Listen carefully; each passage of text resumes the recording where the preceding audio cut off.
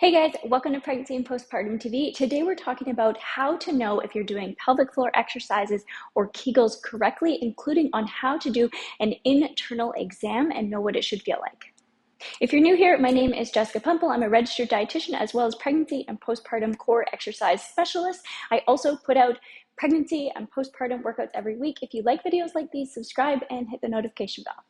Also, if you do have any concerns, I highly recommend going to see a pelvic floor physiotherapist.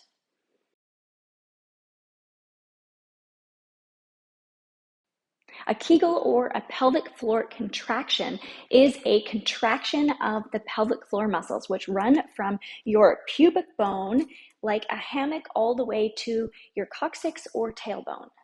To have a good pelvic floor contraction, we want to be squeezing in as well as lifting up.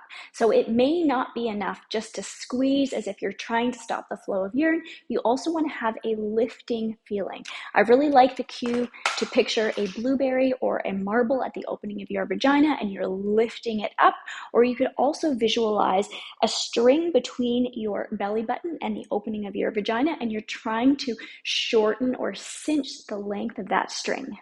I also want to say that relaxing between your Kegels or your pelvic floor contractions is just as important. If you're keeping a muscle tight all the time and you don't fully relax it, it's not going to be functioning well and stopping things like leaking a little bit.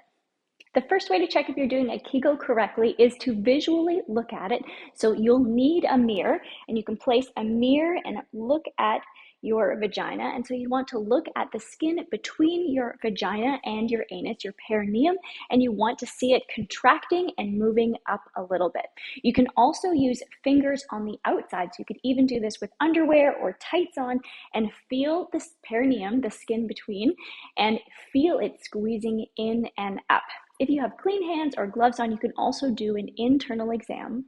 You can place 1 or 2 fingers inside your vagina and then do your Kegel or your pelvic floor contraction, and it should feel similar to a baby suckling. So you want your pelvic floor muscles to be thick and strong and squeeze evenly, giving your fingers a hug so that it's not stronger on one side than the other side.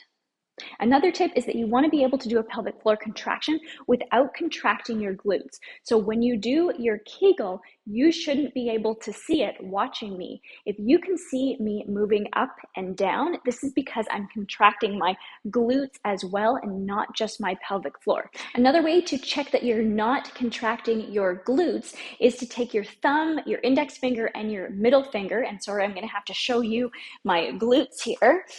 So you're going to take your index finger, place it on just the skin just below your tailbone, your thumb on one glute just below your sit bones, and then your middle finger on the other. And when you Kegel, you should only feel your index finger right under your tailbone moving in and up, and you should not feel the skin under your thumb or your middle finger move at all. I hope you found that helpful. If you have any questions, you can leave them in the comments below. And of course, I will keep making pregnancy and postpartum workouts, Pilates, and yoga every week. If you like videos like these and to support me, please subscribe and hit the notification bell. If you're pregnant, I also have a complete guide on how to prepare your pelvic floor for birth and the fastest recovery after, as well as my ebook on how to reduce pain and cope with labor.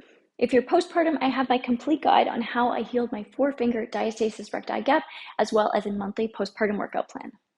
If you haven't seen it yet, I'm going to link to both my pregnancy and postpartum weekly challenge. Thank you so much for joining me and hope to see you in the next video.